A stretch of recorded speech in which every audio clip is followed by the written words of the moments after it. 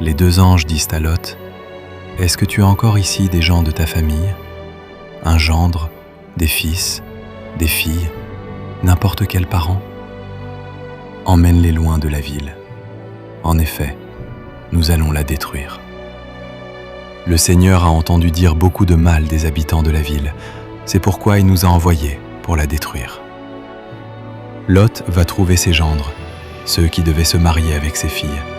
Il leur dit, « Vite, partez d'ici. En effet, le Seigneur va détruire la ville. » Mais les gendres de Lot croient qu'il ne parle pas sérieusement.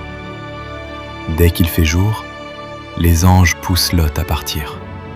Ils lui disent, « Debout, prends ta femme et tes 2 filles qui sont ici.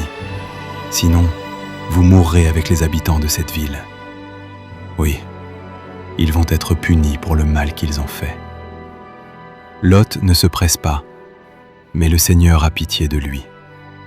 Alors les 2 anges le prennent par la main avec sa femme et ses 2 filles. Ils le conduisent en dehors de la ville. Après qu'ils les ont fait sortir de la ville, l'un des anges dit à Lot, « Fuis pour sauver ta vie. Ne regarde pas derrière toi, ne t'arrête nulle part dans la plaine. Fuis vers la montagne pour ne pas mourir. » Lot répond, « Oh, non, je t'en prie, ce n'est pas possible. C'est vrai, tu as été bon pour moi, et tu m'as accordé un grand bienfait en me sauvant la vie. Mais moi, je ne peux pas fuir dans la montagne. Le malheur va me toucher avant, et je vais mourir. Tu vois cette petite ville? Elle n'est pas loin. Je peux courir jusque-là. De plus, elle est toute petite. Laisse-moi me cacher là-bas. Alors je resterai en vie. » L'ange dit à Lot, « D'accord, j'ai encore pitié de toi. Je ne vais pas détruire cette ville-là. Pars vite te cacher là-bas. En effet, je ne peux rien faire avant ton arrivée.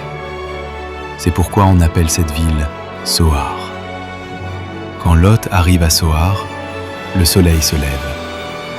Alors le Seigneur fait tomber du ciel sur Sodome et Gomorrhe une pluie de feu et de poussière brûlante.